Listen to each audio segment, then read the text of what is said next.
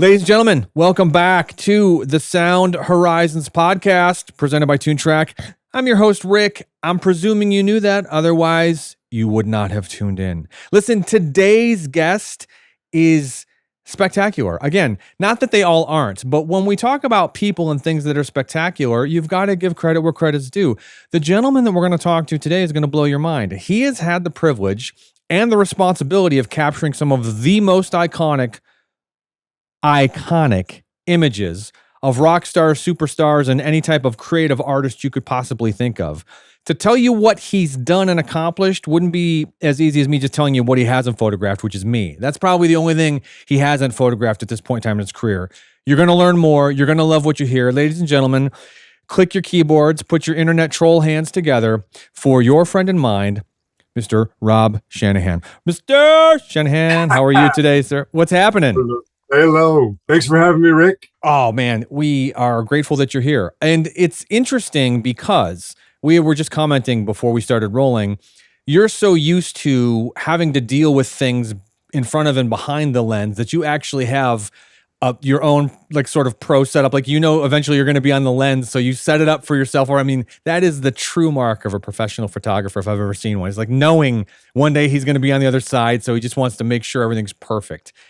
I need to ask, there's a million things I need to ask, but I want to start not even at the beginning.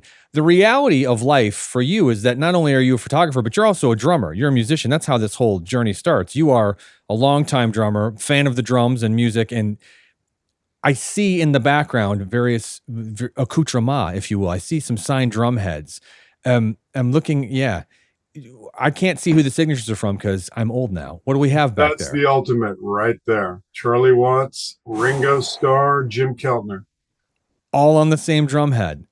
Yeah. Wow. That was one of the most magical days of my career, of my life. So that's all from one day. So that's not even at different times. That's all of them together. Oh, okay. Let's expound, please. Tell us this story. What is this magical scenario? Well, I'm going to give your viewers a little hint right now. Okay. If you go to my website, I have a blog that I wrote out the whole day.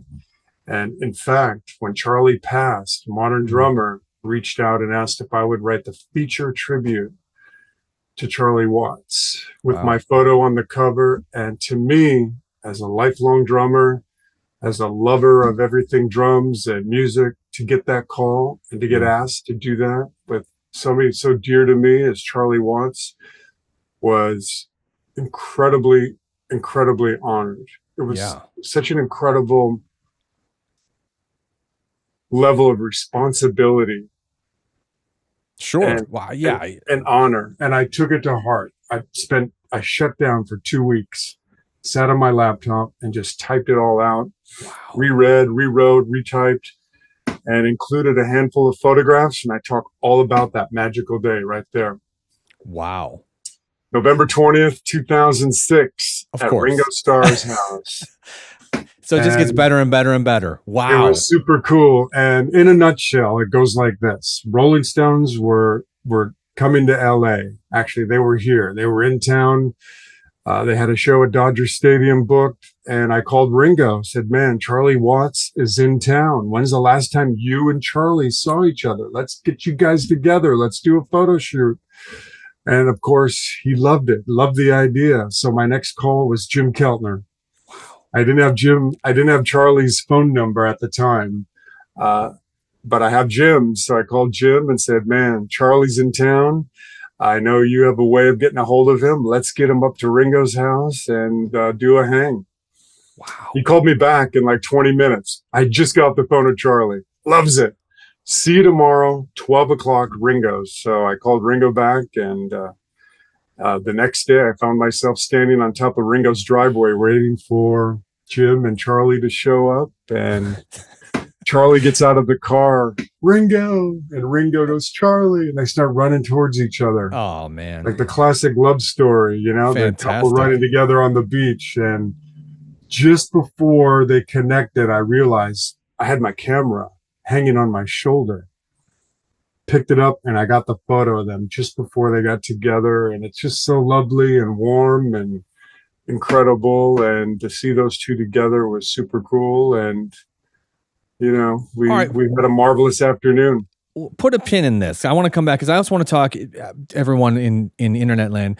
Rob's got a 2-volume set of books that are out that are amazing. And I want to talk a little bit more about that and the photos in that, but I want to just take a couple steps back. So at some point in time in your life, you're a young man, you're young Rob, and you're a musician, you're into music, but you're also into photography, as fate would have it. So you have both roads before you. What pushed you into one versus the other? Meaning, where you're going to put all your energy? I love that you say you have both roads in front of you, because, I do keynote speaking for corporations. They want me to come in and tell my story to their executives, which is a complete honor and thrill for me. I love that. But I tell them, look, I just followed the road that opened up in front of me. And if you follow that road and trust yourself, if you trust your inner voice, the one that's telling you the right thing to do, keep following that voice, that path, and great things come about, great things happen. And that's what happened. I had two roads. You're right. At one point, started at age 10. I started drumming. I picked up a pair of drumsticks from my high school band director, got me going on the first book, the rudiments. And before long, I got on the drum kit that was at my high school, and I picked it up really quickly. And I was home practicing all the time, every day, hours, as much as I could on the rudiments. And my parents bought me a drum kit for Christmas, and off I went, and I started playing along to all the records, and I just got it. It just really clicked inside. I just loved everything about it. So I couldn't get enough. I would sit and read like every drum mag, every music mag I could, word for word, front to back. Every record that was in my house, I read all the liner notes. I wanted to know everything I could about music. I was just so into music, and we're always listening to records at the house. And my parents were very young, so they had a really great record collection. CCR, Jim Croce, Tina Turner, the good stuff. I just on and on. Barry Manilow, Kenny Rogers, Elvis, all sorts of great records, and I just soaked it all up. And Herb Alpert with just so many great records. Anyway, so got into the music, and magically, when I was about 13 or 14, my mom bought a camera for the family for Christmas. Okay. The plot thickens. All right. Beautiful 35 millimeter Pentax ME. That guy right there. Okay. He's still around. Perfect. Wow. Oh, this isn't the actual one, but I found this one on eBay. Sure. There you go. I fell in love with it, and I just started running film through it, and it became my new fixation, photography. I read the books and bought the chemicals on how to develop my own film, and in the bathroom doing negatives. And it was just wonderful. And something about the two, music and photography, has just always been a part of my life. And here I am. So when you get the bug for photography, I'm always curious with people that choose photography of all the visual mediums. Was there a moment in that journey where you considered film, or was film ever as interesting to you as just still photography? You mean jumping over to the movie? Film? Jumping over to movie film. Yeah. No, I've always lived in a still world. Okay. Interestingly, and I get asked, "You do video?" Well, I have people that I hire to do video, and I have videographers, and I work with film people, but to me, it was always just a medium of still. I still love the imagery.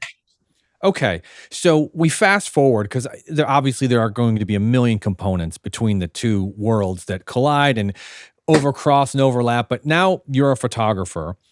Do you remember, I'm sure you remember, it's a dumb question, I don't even know I'm asking, the first kind of holy shit moment you had where you were taking a picture of someone and you couldn't even believe it was you? You were like, how did I get here doing this in this moment? Yeah, there's a bunch of those. Certainly, with Paul and Ringo or the Stones or, Aerosmith, standing in front of Aerosmith and doing a group photo of those guys like 5 minutes before they walk out on stage was one of those moments. There's been a handful, and, it just started when I got to LA. Finally, I grew up in Minnesota, not far from you in Chicago. Yeah. I'm a small Midwestern, farm boy kind of guy, and small 1,000 people in my hometown. That's how small. Wow. That's Minnesota. I had 99 people in my high school class, and my classmates knew I was the drummer, and that was my thing in high school. And after a little bit of studying at Minnesota State, I decided I couldn't wait to get to LA and pursue my dreams. This world that was calling my name. I knew it was here. I just needed to get out here. And when I was 22, packed up a van with this camera. Well, not this one, but one identical to this, and a set of drums. And my younger brother, who was 18 at the time, he and I drove west. We were two little boys. I can't believe how young we were. Sure. When you're that age, you think you know everything, and you think you're so big and so old. But I look back, and we were just freaking kids. Yeah. And, we finally got to LA with a couple $100 in our pocket, and I just went to work, just got busy. Wow. Okay. So let's talk about a couple of the unique advantages you have as a musician, because I find this very interesting as well. So my first question is, as a drummer, do you find yourself as a photographer paying more attention to drummers than you think other photographers do? Hands down. Yeah. I love giving the drummers some love. And it all started when I started shooting for like Paiste cymbals and DW drums and Yamaha. I was really just known as the guy who knew how to hang with the drummer, who could photograph a drummer. Obviously, I know drums. I know how to talk about drums. I love asking drummers about certain songs and drum parts and how'd you come up with that fill, or what drums were you using in the studio, or how did you mic them for this, and what about that tour? And I'm still that teenager, sure, infatuated by everything drums. So, and you don't want to ever lose that love. I mean, that's what got you there. Is it hard to hold on to sometimes, given the amount of pressure you might be under to capture a moment or a time or an event? I mean, one of the unique things about especially your live photography is that that's it. That night is the only night that show's happening with that performance, and that's a huge responsibility for the guy that's taking the pictures of that night. Because artists can be notoriously very picky about the way they're captured live in the moment. Like I've sat in on some photographers showing the roll from the night before sessions to the artist, and it let's just say they don't always all go well. So with that kind of pressure, does it really affect the way that you kind of approach the enjoyment part of your job sometimes, or is it always still enjoyable still? Yeah, I feel like as long as I'm shooting and having fun and doing what I think the artist will really like, I'm okay. It's proven to be effective for me in the past. If that's really my high benchmark, if I really dig it, if I really love it, knowing as much as I do about drums or music, if I'm really into this image, also with photography too, you got to have all the right skill sets about settings. And, if I want to have the background blurred, or maybe a little brighter background, or maybe a little more depth of field, or all the technical aspects of photography, as long as I'm grooving on all that and I'm having fun and enjoying what I'm doing, and I have a good feeling the artist is really going to love it. Plus, there's another element to it, is post-production. Like, I don't just send out raw images. I love coming in and fine-tuning. So sometimes I see the image in my head as how it's going to be in the final when I put my little magic touch on it. my little Sure. golden fairy dust, as I say, in the post production, and that's a part of my work too. I'm not a journalist. I've never claimed to be a journalist. I've never shot for the LA Times, or I've never been on the staff of a magazine, or I don't shoot for Getty. I shoot for Right. me, and I Yeah. shoot for the artist, and that's the most important thing. So I don't have to follow the journalistic integrity rules like a Right. journalistic photographer would have, where you can't do this, you can't do that, you can't crop, you can't manipulate the final image. That's all been out the window for me. I've been able to create my art from start to finish, how I like it, how I see fit. And as long as the artists dig it, then we're good. We're winning. And this also brings up another really cool kind of parallel. Being a photographer, obviously one of the things that's changed the most over the past 20 years, as you can attest to better than anyone, is the technology, right? And Yeah. and as you mentioned, you started as old school as it gets, with a camera and film and developing, and you've been through this process. And just like the music industry, where everyone used to record a tape and go to this, and they've been on this kind of similar parallel journey where things are getting easier and more accessible, and people that may not necessarily have considered themselves photographers or even musicians are now photographers or musicians. And we could probably do 3 or 4 hours on that alone. But for you, being in, and I mean this as sincerely as it gets, do you find that because of some of the nature, live in particular, does the digital technology make shooting live better, or is it indifferent to you because you had already figured out how to do it the old school hard way? It has opened the doors for a lot of people to get into what I call music photography. Uh, I think that the entry has been the door to entry into music photography has been busted wide open. It used to be a really great music photographer, you had to know photography. You had to be a skilled artist to really know how to capture and record a wonderful image. And the digital technology, for better for worse, has made it a lot easier for a lot of people, like the recording industry. A lot of Absolutely. people Yeah. have moved are doing records out of their bedroom with Pro Tools, and being able to use the digital technology to create art that may not have existed otherwise, which is a fabulous thing. I mean, I think that's a really good thing. And now, with everyone walking around with an iPhone in their pocket, we're all movie producers, we're all photographers, we're all, uh, you Yeah, we know, do it all. We do it all. We're all everyone triple can do threats. anything, but it doesn't necessarily No. mean it's correct or it's the right way. Well, and that brings up, you are the king of segues, whether you realize it or not. You just keep bringing up these great points. So one of the things when I look at your photography, so I go to your website and I look at your photography, what has always fascinated me about good photographers, and obviously you are the embodiment of this from my perspective, because as a fan, I understand maybe a little bit more than just a casual observer. How is it possible? And you don't have to give away the special sauce. A live show is a live show. There's lights, there's sound, and there's a bunch of dudes or gals, or dudes and gals on a band stage sweating and doing their best. Yeah. But you're using the same camera, the same eyes, the same skill set, and every single artist seems to have their own vibe and flavor in your finished photos. The Stones photos don't look anything like the Beatles photos, don't look anything like the Alex Van Halen. Yet they're all done live. They're all guys sitting behind drums, for instance, but they all look so different and unique in the way that it's captured. And I know the practicality of it is just what I said. No, I know how a stage works. There's drums in the middle, it's up high, the guy sits behind him, he plays, there's microphone. But somehow you capture these moments that you would think would just be interchangeable. Oh, here's another version of the same picture with just a different guy, but they all look so unique and so individual.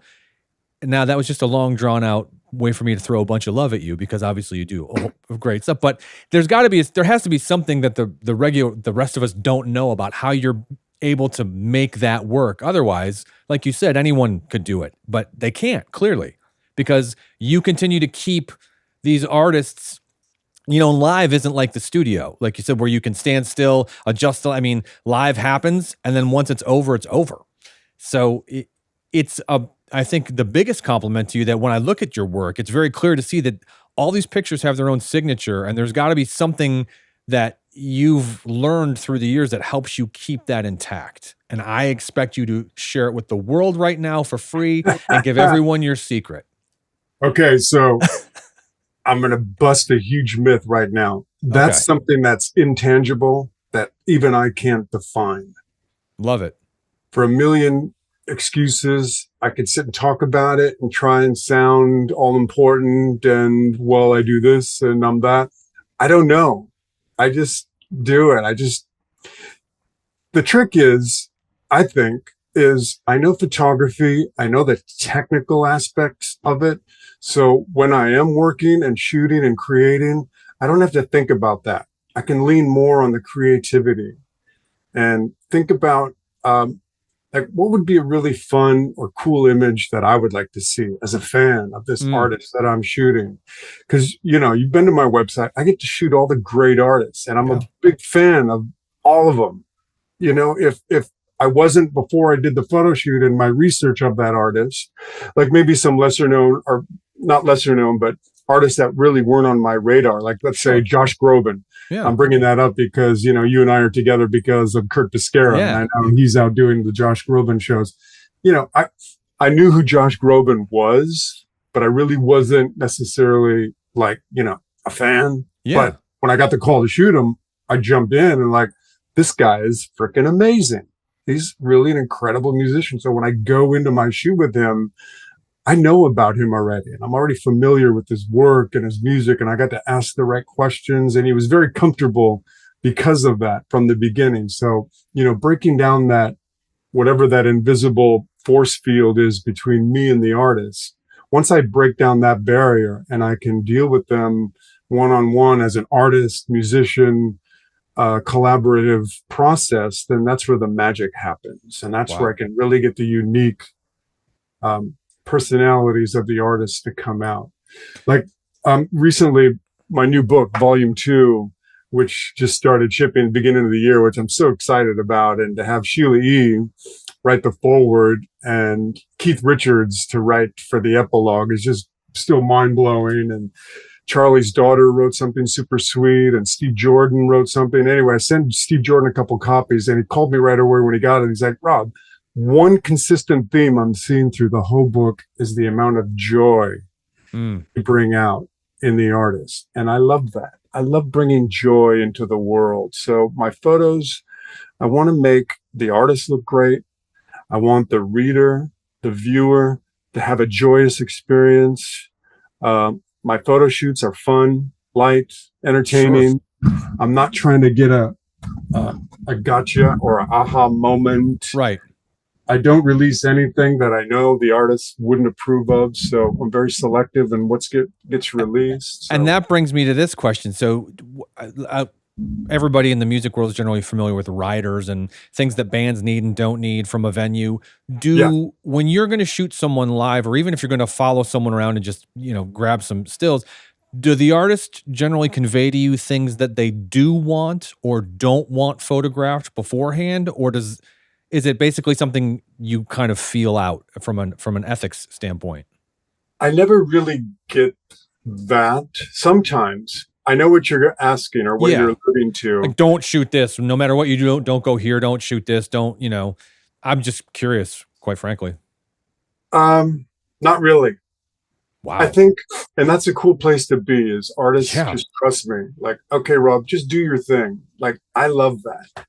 That's amazing. For instance, you know, I talked about Aerosmith before. You know, when I first met them at Soundcheck, because I've been shooting, I'll back up a little bit. I've been shooting Joey Kramer for a while for DW Drums and Zildjian Cymbals. And, you know, we had a history going back. And he kept saying, man, you need to come out with Aerosmith. They'll love you. Steven's going to love you, kind of thing.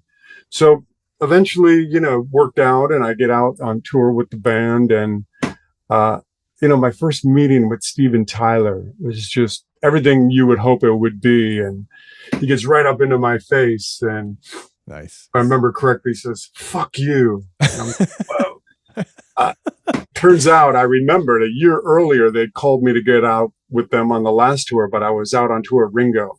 Ah, And I had to say no to Aerosmith because I was out with the Beatle. And he said, okay, nobody says no to Aerosmith unless it's for a Beatle, nice. which made him smile. And we got off like brothers since. And, you know, I realized Steven's like me. We're still teenagers stuck in these grown man bodies and music lovers. And he said, just do your thing, Rob.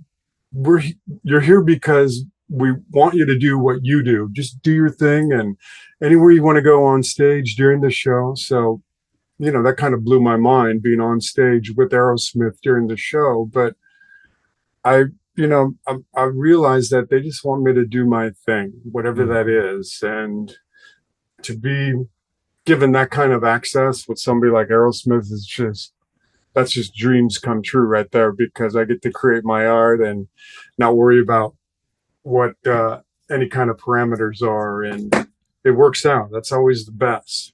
When you go in and shoot a band or an artist live, on average, do you ever keep track of, or do you have like sort of a running number of how many shots you actually might take throughout the course of one evening total, just at any one given live event? Yeah, that's another thing. I'm very selective in what I shoot. I'm not a big motor drive, rapid fire kind of guy. And that's from my years and years of training in the film world, you know, because film's expensive and I'm my own guy. Nobody pays for my film and processing unless, you know, I'm hired by a band or a corporation or I'm doing commercial shooting. That's different, you know, that I put on my invoice. But for the most part, you know, I'm just very selective and I wait for the moments. I know when the moment's coming or I feel it coming, so I can grab it and pull back. You know, I'm not annoying. Billy Squire, my dear friend, and one of the greatest artists of the 80s that I'm so fortunate to call one of my dear friends. I spent 2 summers on the road with him. And when I did my first book, I asked if he would write something for the epilogue. And he said something, you hardly notice when Rob's there. And when you do, you're glad he is. And that always stuck with me. I'm always kind of the fly on the wall. I'm not involved in the proceedings. I just like to, you know, be there and capture it. So trying to stay away from, you know, I'd rather be further away with a longer lens than in the middle of everything with a fisheye or a wide angle. Sometimes that's cool, and I do that. But for the most part, you know, I just like to capture things as they happen organically. So, and in that, I'm very selective. So I just don't fire away at a bunch of frames. Plus, I don't like to sit and edit thousands of images. I was going to say that's the other end of it. In relation to how well you know your shooting style, do you bring the same setup or kit to every live event, or do you change it based on what you're expecting to get out of the band that night? Yeah, well, live, pretty much the same gear. I have a case that travels with me overhead, custom built by SKB, my beautiful case company that I love. And I'm going to give them a shout out because I am one of their endorsees. But years ago, I went down with my main travel setups, 2 cameras, 2 lenses, you know, this and that. And I dumped it on their desk. And I'm like, here, build me a case around this that fits in overhead, that has wheels and a handle. And, you know, a month later, they had this beautiful case made. And it's kind of my signature case. And now they sell them in all the camera stores. And it's been really great. It's a great case. And anyway, so in that case, 2 bodies, 2 lenses, and then I have a backup like wide angle lens in there and a flash and a meter and, you know, some accessories, extra batteries. And that's really all I take when I'm on the road. Unless I do have other cases where I travel with my Pro Photo gear, which is my old trusty battery powered flash units that I'm using for covers and, you know, any kind of advertising stuff where I get to set up a studio on a stage or backstage. Wow. Do you enjoy the advertising shots or the product shots that you do? Is that just as fulfilling to you as the kind of the artist shots when it's just stuff? Love it. Is it a different mindset for you, or do you approach it the same way you would approach an artist session? Well, there you're dealing with a lot of perfection with lighting and making the instrument looking as great as it can. And drum kits are one of the hardest things to photograph properly, like an automobile. Yeah. You have a painted surface, you have a lot of chrome, you have reflective glass. So the lighting has to be perfect, lit really well to make a really great drum image. Going back 20 years when I started shooting, even longer, 25 years when I started shooting the big ad campaigns for Yamaha and DW drums, big drum campaign stuff. I would rent a medium format camera, pre-digital, just to get the nice big deluxe chunky image, and spend a whole day lighting a drum kit, get the artist in last minute and fire on 50 frames and call it a day. Holy cow. It's a different time. Yeah. Okay. That was a big deal. But throughout the course of your career, I want to talk about your books, because we've got 2 volumes. Volume 2 just came out this year. Volume 1 has been out for a little over a year, hasn't it? 2012. 2012. So Volume 1 came out a while ago. Foreword by Ringo Starr. Can you imagine? I know. Getting a Beatle to write the foreword to my first book still blows my mind. Well, I'm trying to understand, given the sheer, whether you're a selective shooter or not, great. It doesn't change the fact you've been doing this a long time, and you have to have tens of thousands of photos that you've taken that you love. And I mean that sincerely. These are all your children to some extent. Yeah. So you're going through the process of putting your first book together. What's the criteria for picking the pictures that actually make it into the book? Yeah, great question. And you're right. They're all my children. I love them all. How do you choose? I could have done, like my first book, I could have done like a 3-volume set, but you don't want to do that. So we had to narrow it down. We knew what size book we were going to do. By the way, I'll just show everyone. Please show everyone. Ooh. 1 and 2. Look at that, everyone. Here's how they look as a set. Pretty cool, right? Very cool. This is guitar volume knobs. One looks like a Les Paul, the lighter one. First one is Fender amp.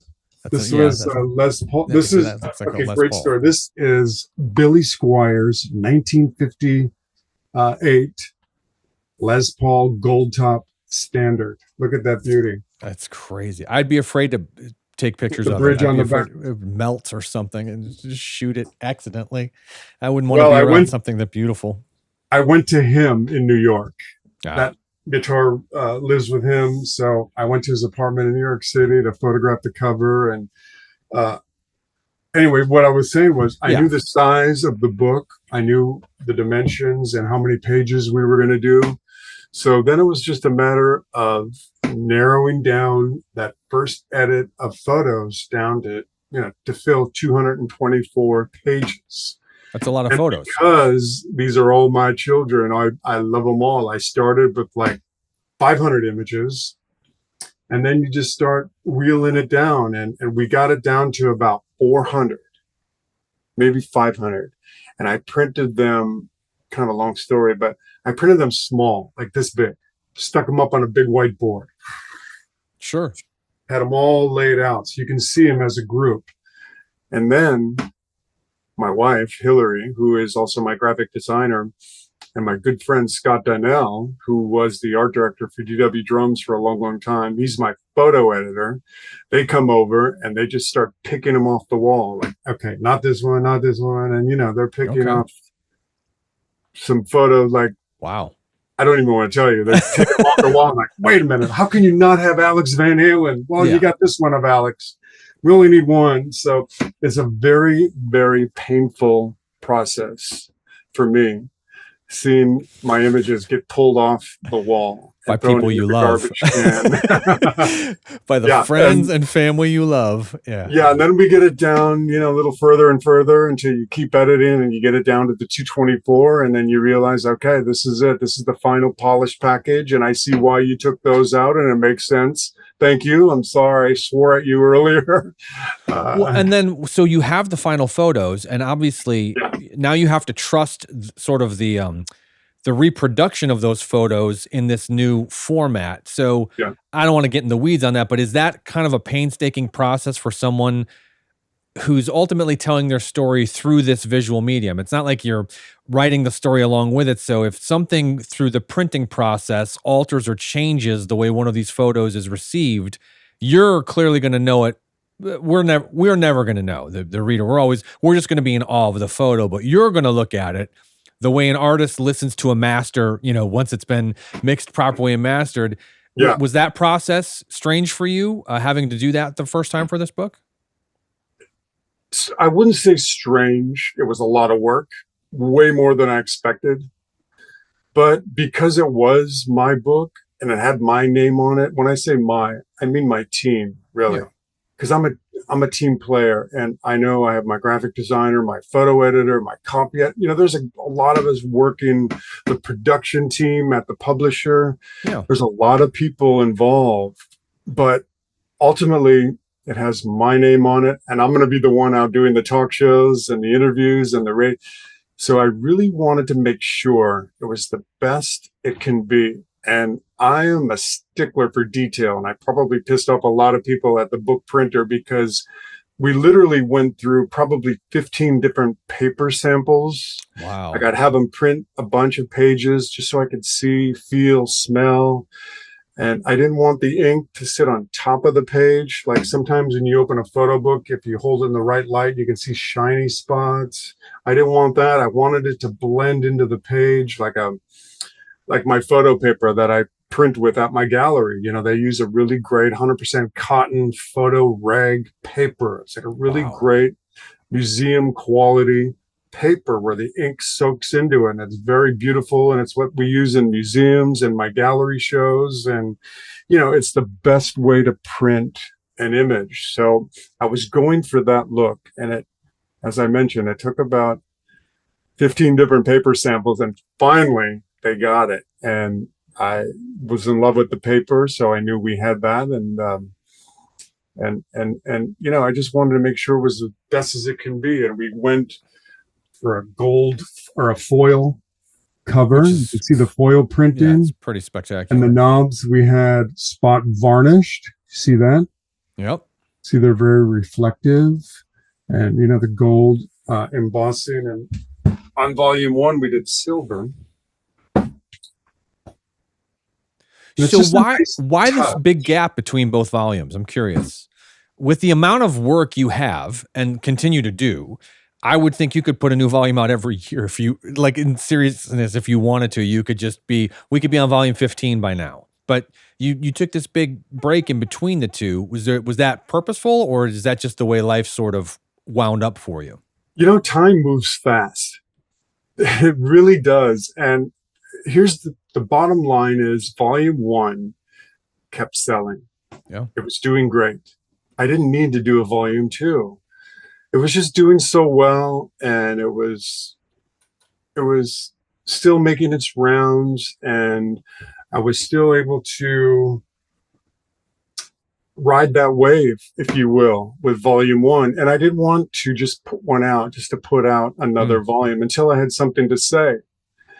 And then when Charlie passed, my dear friend Charlie, and hopefully we get into my story with Charlie Watts, but when he passed, I thought, man, wouldn't it be cool to do a book and do it as a tribute to Charlie and include a selection of my catalog with Charlie? And that's why I decided to do volume 2. Okay. Well, we're here, and you just brought it up, so now it's on you. Let's lean into this story about you and Charlie. Talk to us about you and Charlie. Okay, so 1996. This goes back a ways. He was touring with the jazz band. They were playing in LA, and I got a camera in, and I snuck one in. I tried getting a photo pass, but his people said, and this is before I really got to know Charlie. I just really wanted to start working with him, and I just had to get to Charlie. So I reached out, tried to get a photo pass for the show, but because it's jazz and Charlie doesn't want to have it, anything going on during the show, they respectfully declined a photo pass. Well, that didn't stop me. I snuck in a camera. Nice. Had it apart, stuck in my boots. My guitar player had a lens in his pants. And anyway, I get inside and I put my camera together and I waited to the last song. And I fired 5 frames and I got a really cool photo of Charlie in a white tuxedo playing that beautiful black nitro Gretsch kit with the 18-inch kick drum. And in fact, that photo made it into volume 2, so you can see it. Anyway, it's just a classic photo that I love of Charlie with the jazz kit. We've seen a ton of photos of him with his blonde Gretsch kit out of the Stones tour, the Stones touring kit. But this is different. This is unique. And I knew Charlie would really dig it because of his love of his jazz group. So I sent a copy to his hotel, got a handwritten response. Thank you, Rob, for the photograph. And in parentheses, he signs it. And in parentheses, he writes, Charlie Watts, drummer, Rolling Stones. In case you didn't know. In case I forgot. Yeah. And that just kind of started our correspondence and our friendship. And then I started reaching out to him when the Stones were in town, and he would set me up with tickets and passes, backstage passes to come meet and hang. And then when the whole thing with Ringo and Charlie was just so great, and he really enjoyed that day and loved that day. By the way, let me show you something real quick. I'm going to sneak off frame. That's fine. And I'll get back to that story when I got those guys together. After that day, by the way, as I mentioned before, we met at 12 noon at Ringo's house. Yeah. I was there till 5 p.m. So all afternoon, including at 3 o'clock when Ringo looks at his watch and announced it was tea time. The 4 of us, me and Charlie and Ringo and Jim Keltner, are sitting out by the pool sipping tea. I couldn't believe it. It was just amazing. Anyway, that day, I'm driving home into the sunset, thinking about that magical day with these 3 iconic drummers. And did I dream it? Was it reality? Did it happen? I get home and immediately upload the images, and I realized I had a really great magical set of photos from the day. So I decided to do something for those guys. So I made a book. Oh, wow. That's awesome. And on the cover is that moment. Oh, yeah. Just before and I made 4 copies. This is one of 4. The other 3 are with these guys. Wow. And man, it was just so cool to do. And inside I just have, the collection of photos of these guys. And it was so much fun to put this book together of these guys. And it really cemented my relationship with Charlie. And by the way, look at the last photo. That's fantastic. Yeah. Well, and that begs the question, when you take these photos and you have something like you did that's very personal, do you find often after you've shot something and you're going through what you've shot that there are some photos that you're like, that's awesome, but I want to keep that for me. That's just for me. I don't want to share that with anyone else. Does that happen? There's a few. There's a handful, a bunch in here actually. Sure. But the one photo that I released, which is actually in volume 2, and it took me a while to release it because I love it so much, is this one. And maybe you viewers are aware of it. It's been around. It's made the rounds.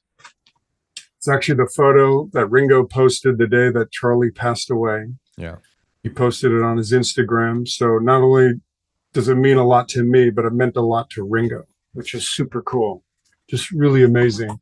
That was one of my favorites from the day, but a lot of them nobody has ever seen. Like these. Sure. I'm looking through, and here's the shot immediately after that nobody has ever seen. You guys are seeing it here first. Wow. I mean, I'm happy everyone. Yeah. That's equally as cool, right? Absolutely. Yeah, maybe someday I'll Well, release but that one. to your point though, I mean, there's this, and I'm certain that it's mindful and purposeful, but maybe subconscious in the way that you shoot, but there is a level of happiness and joy. We're not seeing anyone at their worst in any of your photos. And Never. I'm sure in your travels and in your experiences, you've been in those situations where people are inadvertently at their worst by no fault of their other. But for whatever reason, your lens only seems to bring the joyful stuff out. And I think that's a huge testament to you and the way that you do things the way that you do. I would guess, I'm no expert, but I would guess it's one of the reasons you keep getting called back, one of many. So Yes. that's pretty amazing. That's an awesome thing that you're able to provide the world, is to let us see these moments of the people we already admire seeming to enjoy what they do the way we hope they do. And that's a cool talent. Thank you. It gets back to what I was talking about earlier. There's enough garbage in the world. There's enough Yeah. negativity. Yeah.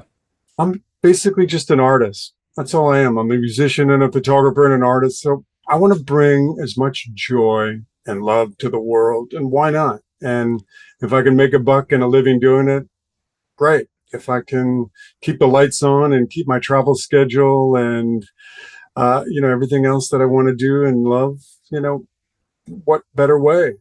But maybe that's volume 3. I was just going to say, well, do you have a bucket list of artists you have yet to be able to work with? Is there like a top 3 artists? Like, hey, if I was to get, this would be the call I'd want to get next. I mean, when you've worked with the Stones and the Beatles, I mean, you pretty much, you're kind of, you're taking 2 of the most crazy, iconic, unattainable situations that most people might have in their bucket list, and you can already check those off confidently.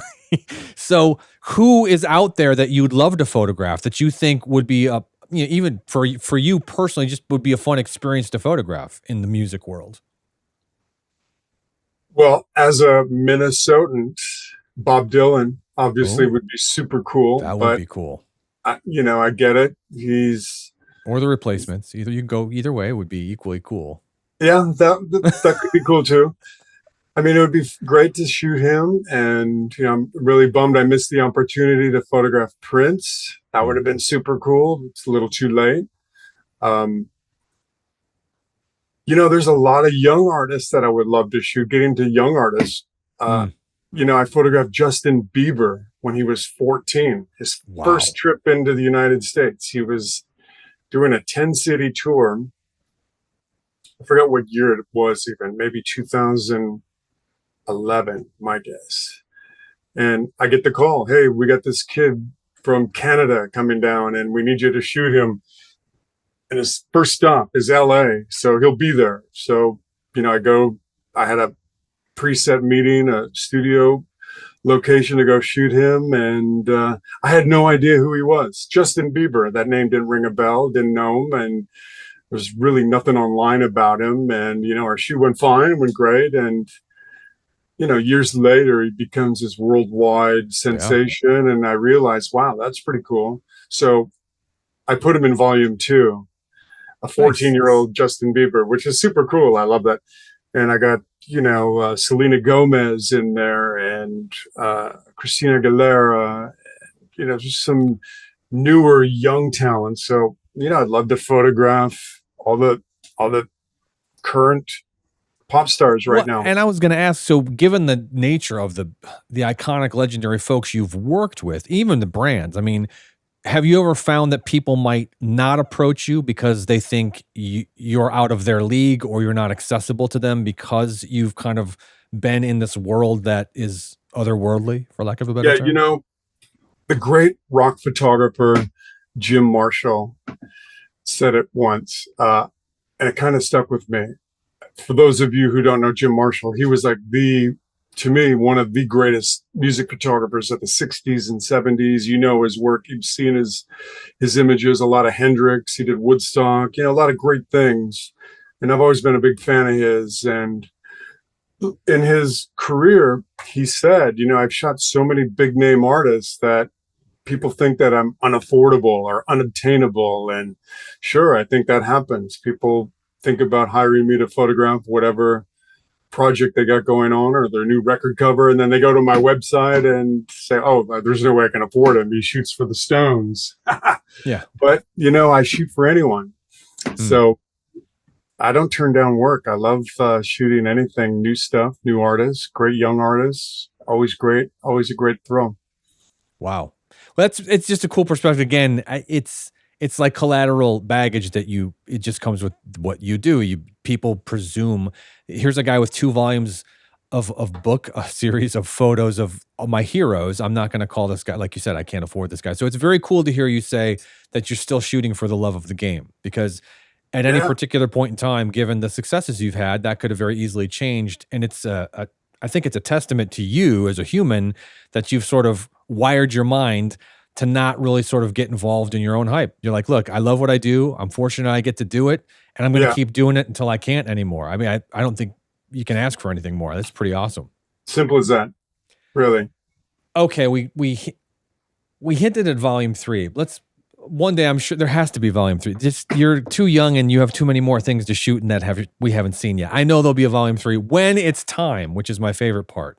But now I'm going to ask you a question that you may not be able to answer. And is there, throughout your entire career, one photograph that you've taken that you would say, this summarizes, this is it. This is, when I'm gone, if I was remembered for one photo, could you narrow it down to one? And if you could, what would it be? Not one, but I might be able to get it down to at least 5. 5.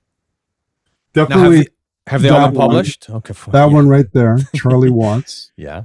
Which is in volume 2. Okay. And it's the most beautiful shot of Charlie that personally, and I'm not saying it because it's my photo, but I think it's the most beautiful photo of him. And the sweetest thing, when Charlie passed, his daughter, Serafina, reached out. She reached out to me and said, look, going through Pa, as she called him, going through Pa's things, we found your collection of photos in his possession and letters. He and I corresponded eventually throughout his life up until the end. I saw him the last month of the last Stones tour before he passed away. But she said something so beautiful. She said, you got to see Pa like family, like no one else could, like no one else did. And to me, that's the most beautiful thing anyone could say about my work. And getting Charlie so comfortable with me and my work, just to me, that's just, I don't know, I can go to my grave knowing that I accomplished something right there. And that photo proves it. It's in volume 2. It's on my website. It's actually the first photo that pops up when you go to robshanahan.com. And it's just a smile from Charlie that makes me feel good whenever I see it. So that's one. Probably my Eddie Van Halen photo that people love. And that's another great story, on stage with Van Halen, spending a great evening with that one of my favorite all-time bands. When I was a teenager, Van Halen was, I think I had like 10 Van Halen t-shirts that I wore in circulation throughout my high school years. And just one of my all-time favorite bands. And to get the call from them to get out on the road and start working with them was super, super cool. And like hanging with them from sound check to the very end of the show and up in the dressing rooms after the show is just mind blowing. And that Eddie photo is one of my favorites. The Paul and Ringo together on a white backdrop in a studio with just the two of them is super cool. That is a lot of great meaning and memory for me. And the stuff of those guys on stage performing together, which is super rare. Getting the two Beatles together was really spectacular, and to be there and capture that was amazing. Wow. Okay. So as we wind down, we know who you'd like to shoot. Obviously, we know who you've shot. So let's flip this script, given the amount of work you do and the amount of photography that you're responsible for. How do you balance? I know you still play, and I know you still still love the drums. How does Yeah. that fit into your life now? Do you make time to play and practice? Are you in a band? Or how much of the music is still a regular part of your kind of your daily existence, given all that you're responsible for and all that you're doing? Well, getting back to what I was saying earlier, moving to LA with the drum kit and a camera, I just wanted to work. I didn't care. I didn't know which road I was going to be going down. And as I mentioned earlier, I just followed the road that opened up in front of me, which happened to be mostly photography. But I love to play. So back in 94, I started auditioning bands, and they thought they were auditioning a drummer. Really, I was auditioning bands.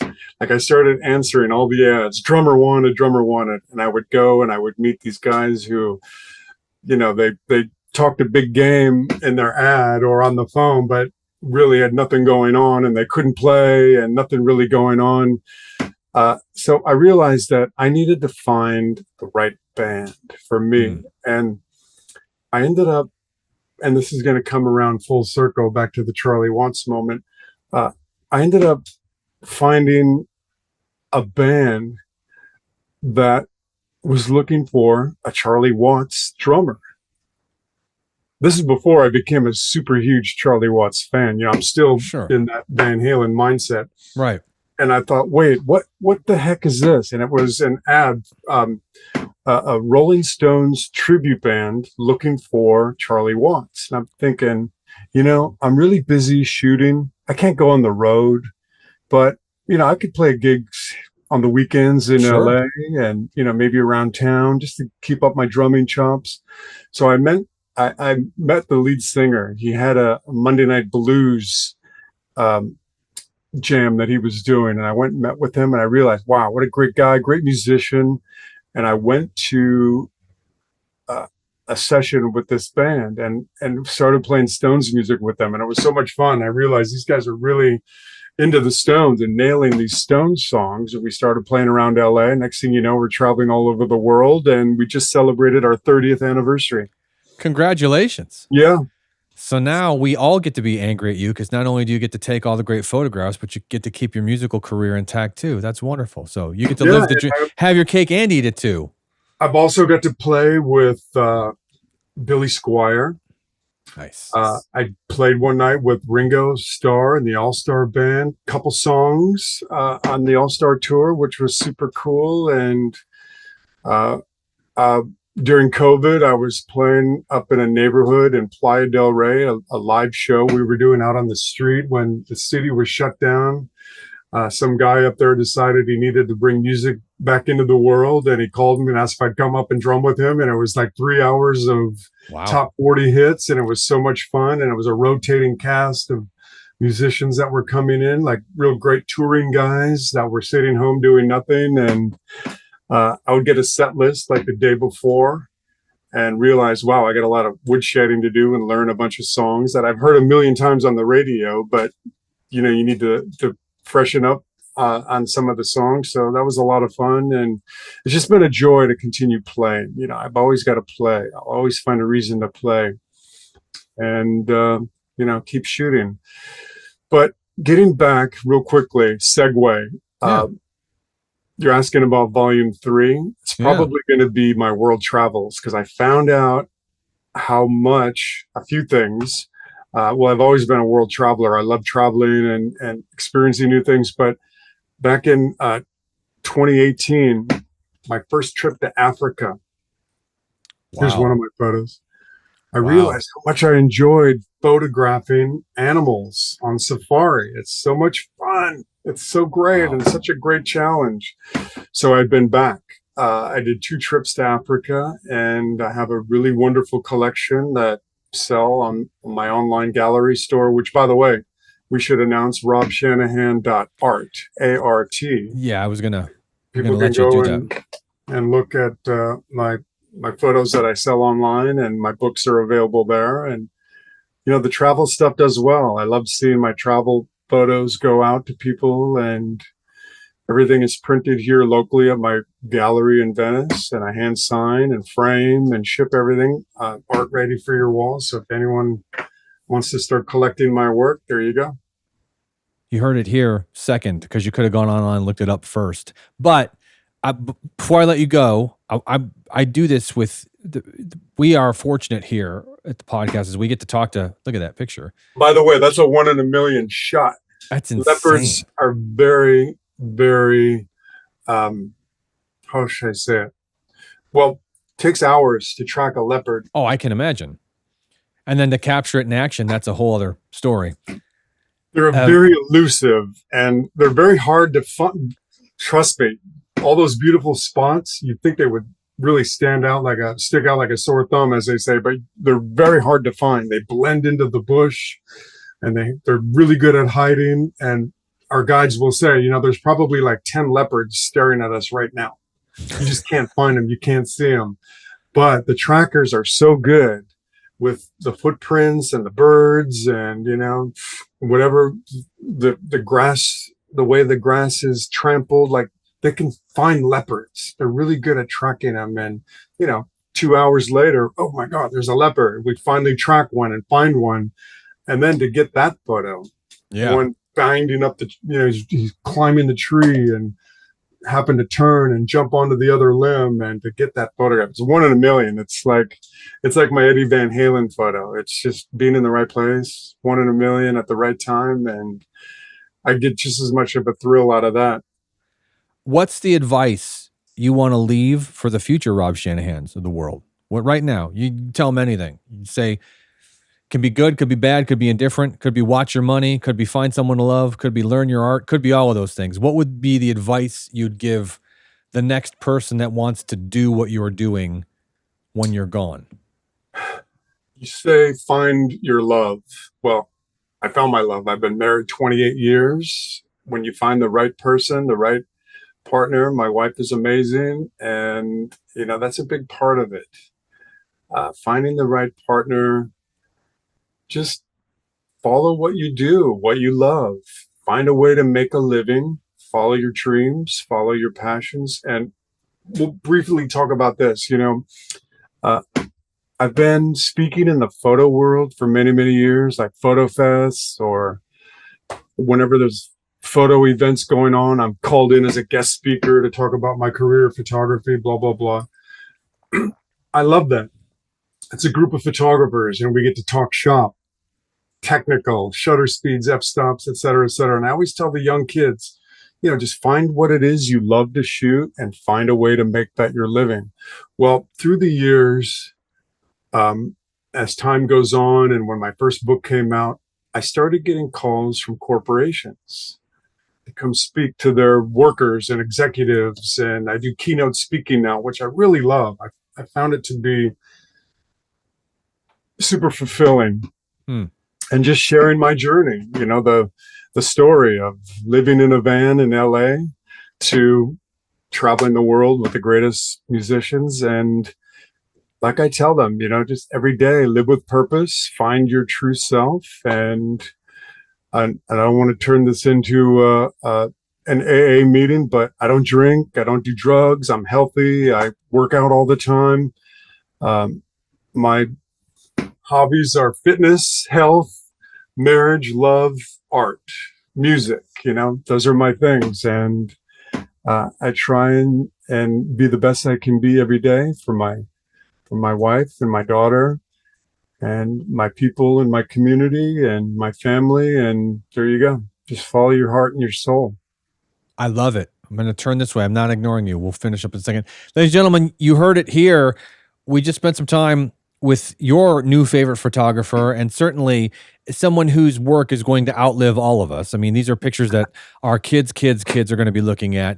Again, if you haven't checked Rob's work out, you need to go online. You can just use the Googles. You can go to robshanahan.art, right? You can go check out his website, see his photos. You can buy stuff there. You can check the books out. But the fact of the matter is, it's another amazing guest. Rob, we're so grateful that you took time out for us today. We truly are. And we are continuing to wish you the best in all that you do. And if there's anything we can do in our goofy little segment of the universe to help you or yours, I mean, the answer is yes. So, I'm not hard to find. And we'll leave you to go back to whatever you were doing on your phone before you decided to watch this. We appreciate your time. We'll be back next week with some other amazing human being that has amazing life stories that we can all be inspired and jealous of. Until then, I'm Rick for the Sound Horizons podcast, sponsored and brought to you by Toontrack. Have a wonderful day, everyone. Bye.